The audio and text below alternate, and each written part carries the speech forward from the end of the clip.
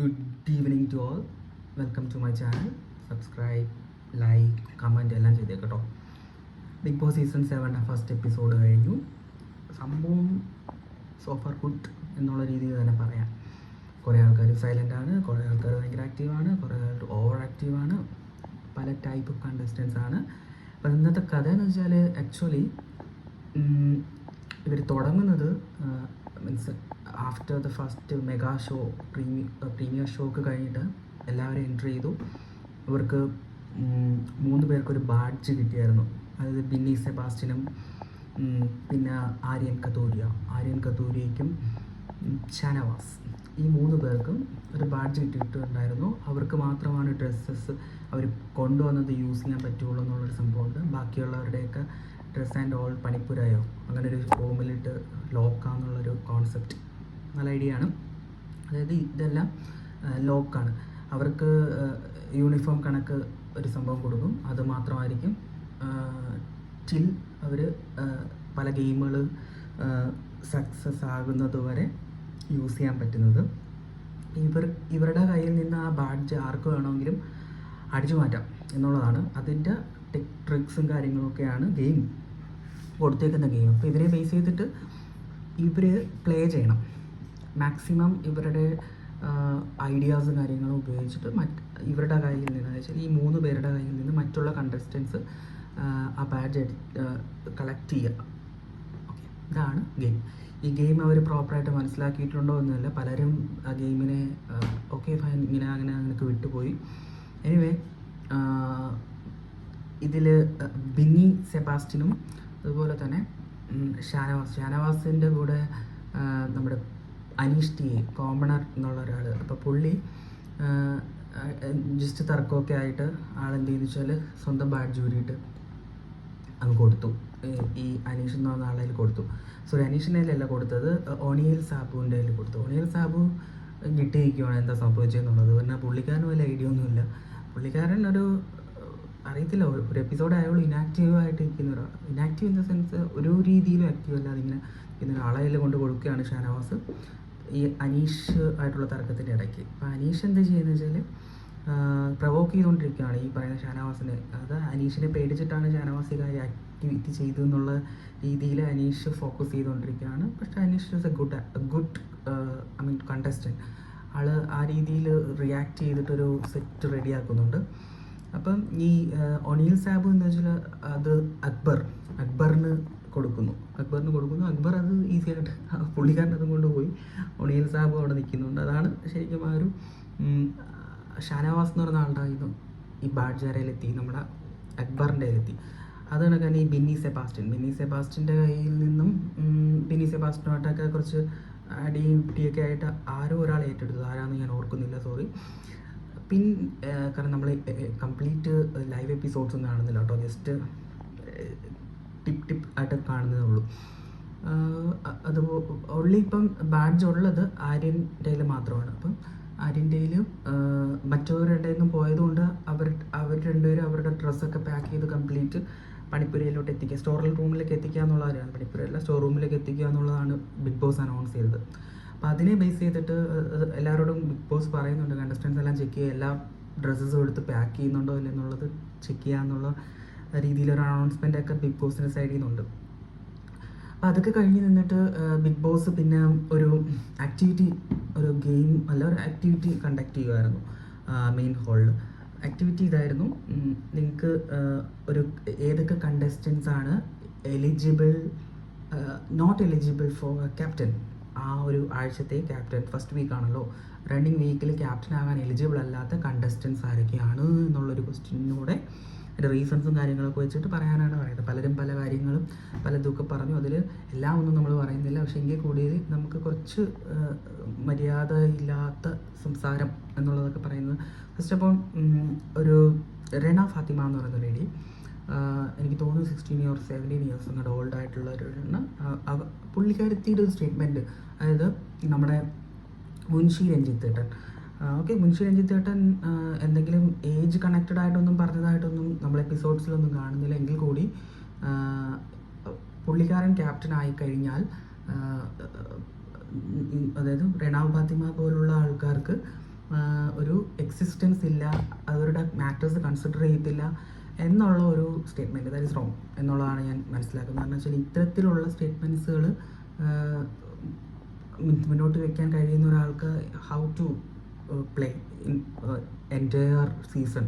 കാരണം ഡെഫിനറ്റ്ലി പുള്ളിക്കാരത്തേക്ക് ഒരു കോൺഫിഡൻസും കാര്യങ്ങളും വേണം. ആര് വന്നോട്ടെ, ക്യാപ്റ്റൻസി ഇൻഡിവിജ്വൽ ഗെയിമാണല്ലോ, ഇൻഡിവിജ്വൽ ഗെയിം ഇൻ ദ സെൻസിന് ഇൻഡിവിജ്വൽ പ്ലേ ആണ് അവിടെ കൂടുതൽ ഫോക്കസ് ചെയ്യേണ്ടത്. സോ ആ ഒരു റീസൺ അത്ര ആപ്റ്റായിട്ട് തോന്നിയില്ല. പിന്നീട് അതുപോലെ തന്നെ അനീഷിൻ്റെ statement, that is not good. Aneesh may be അങ്ങനെയൊക്കെ പറയുന്നതായിരിക്കും, പക്ഷേ എനിക്കത് ഗുഡായിട്ട് തോന്നിയിട്ടില്ല. നമ്മുടെ ഷാരിക ഷാരികയെ കുറിച്ച് പറഞ്ഞ ഷാരിക ആർ ബി പറഞ്ഞ ഇങ്ങനെയായിരുന്നു. അവരെന്തോ അവരുടെ ഒരു കോൺവെർസേഷനിൽ അവർ പറഞ്ഞു അവരുടെ പുറത്തുള്ള ഷോയുടെ ഡീറ്റെയിൽസ്, അതായത് അവർ ചെയ്തുകൊണ്ടിരുന്നത് ഒരു മീഡിയയിൽ ഇങ്ങനെ ഒരു ആങ്കറിങ് ആണ്. അപ്പോൾ അതിൽ ഹോട്ട് സീറ്റിൽ കുറച്ച് ആൾക്കാരെ ഇരുത്തിയിട്ട് അതിൽ ക്വസ്റ്റ്യൻ ചെയ്യുന്നതാണ്. അപ്പോൾ അത് സ്ക്രിപ്റ്റഡ് ആണ്.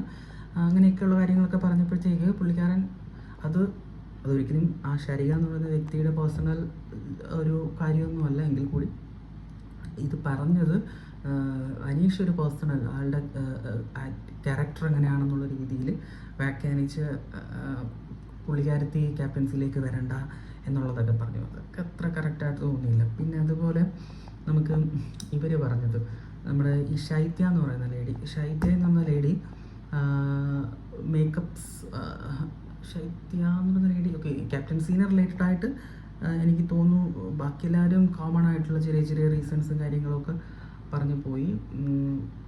ഓക്കെ, ബാക്കിയൊക്കെ സോഫാർ ഗുഡാണ്. പിന്നെ അവിടെ ഒരു ഡിസ്കഷനിൽ നടന്ന ഈ ശൈത്യ എന്ന് പറയുന്ന ലേഡി ചെയ്തൊരു കാര്യം ഞാൻ ഓർക്കുന്നത് വെച്ചാൽ പുള്ളിക്കാരത്തി ഇങ്ങനെ മേക്കപ്പ് കിറ്റ്സ് ആരാണ് മേക്കപ്പ് റൂംസിൽ പോയിട്ട് ഒരു മേക്കപ്പിന് റൂം ഉണ്ടല്ലോ അത് പോയിട്ട് ആരാണ് ഈ ഒരു മീൻസ് വിത്തൗട്ട് പെർമിഷൻ ആരാണ് അത് സ്റ്റാർട്ട് ചെയ്തതെന്ന് ചോദിച്ചു. അപ്പം നമ്മുടെ ആദില അന്നൂറ ഈ കണ്ടസ്റ്റൻസ് പറഞ്ഞു അവരിൽ ഒരാളാണ് സ്റ്റാർട്ട് ചെയ്തത്. പക്ഷേ എണീച്ച് ചെന്നപ്പോഴത്തേക്ക് മോസ്റ്റ് ഓഫ് ദി ലേഡീസ് അവിടെ എണീച്ച് ഇപ്പോൾ ഉണ്ടായിരുന്നു. അവരെല്ലാവരും അത് യൂസ് ചെയ്തിട്ടുണ്ട് മേക്കപ്പ് റൂം. പക്ഷേ നമുക്ക് റൂൾ അനുസരിച്ചിട്ട് ഗെയിമിലൂടെ വിൻ ചെയ്തിട്ട് അതിന് എലിജിബിലിറ്റി കിട്ടിയാൽ മാത്രമേ അവർക്ക് ഇതൊക്കെ യൂസ് ചെയ്യാവൂ എന്നുള്ളതായിരുന്നു. അപ്പോൾ ഇതിങ്ങനെ യൂസ് ചെയ്തതിന് ഇനിഷ്യേറ്റർ ആയത് ഈ ആദില നൂറ ആയതുകൊണ്ട്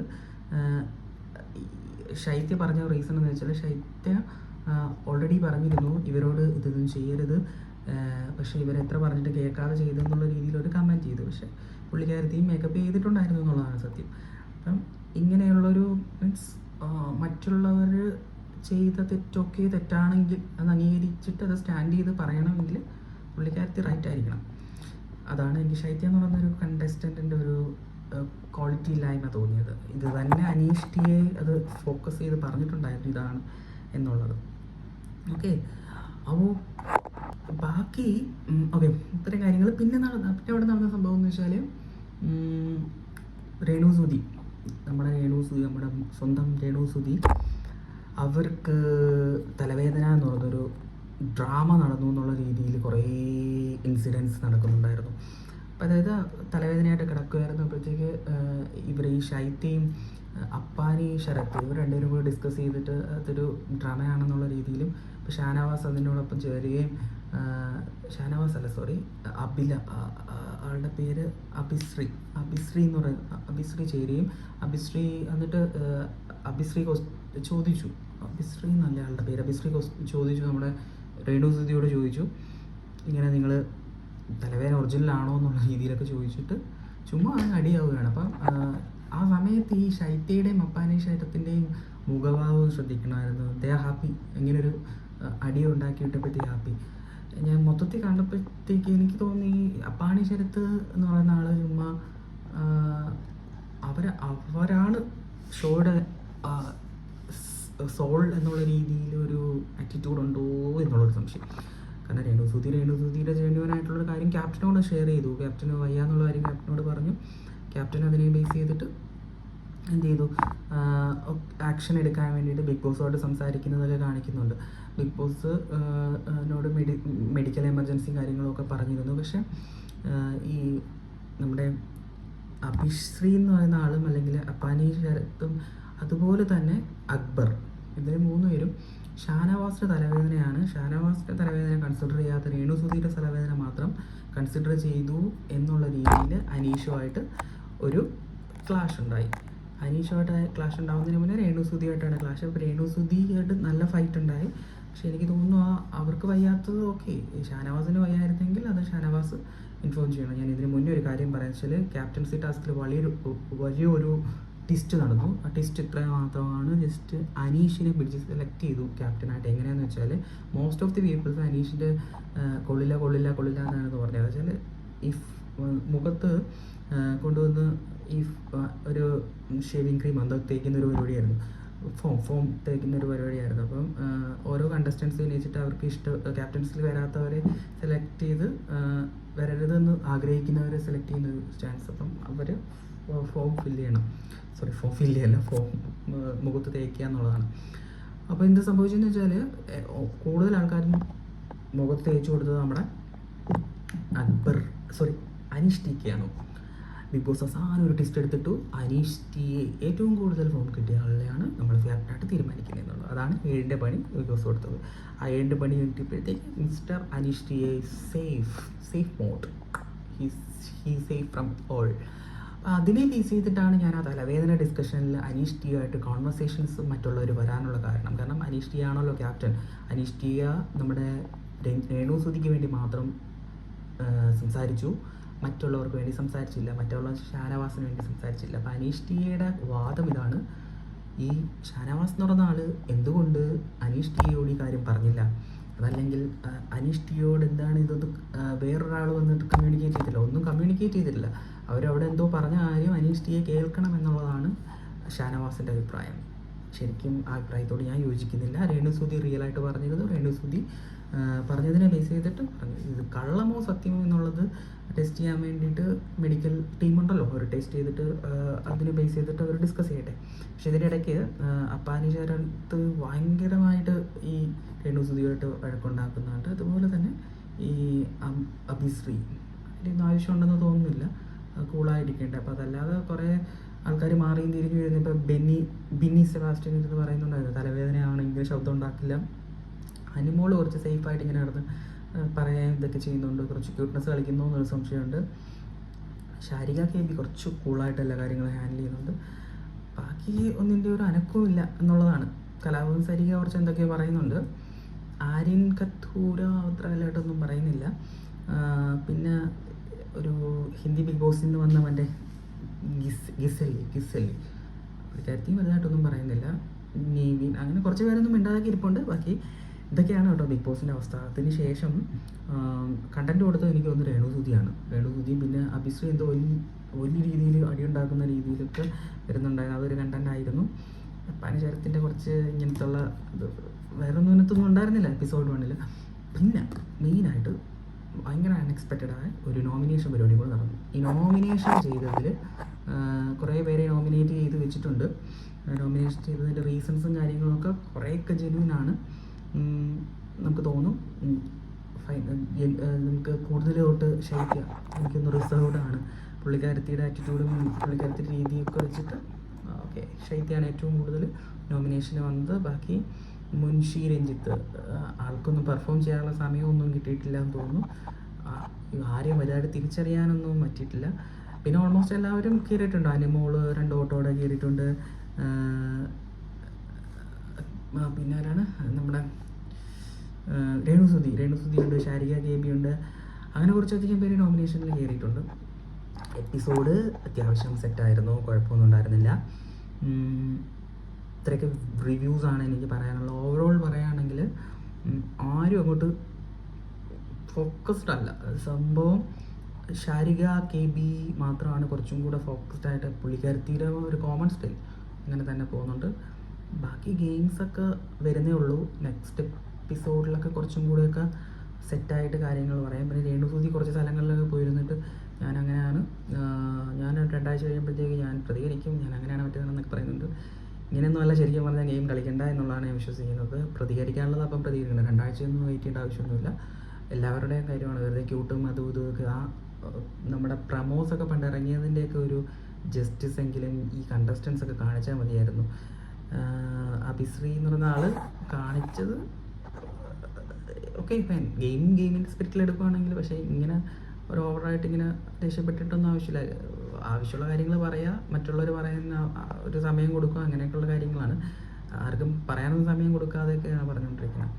ഇതൊക്കെയാണ്. ബാക്കി ഓവറോൾ എപ്പിസോഡ്സ് സെറ്റാണ്. ഓക്കെ, നമുക്ക് നെക്സ്റ്റ് എപ്പിസോഡിൽ കാണാം. Good bye, see you. Channel subscribe ചെയ്യുക, ബെല്ലൈക്കൺ ഇങ്ങനെ ക്ലിക്ക് ചെയ്യുക. Bye bye, see U.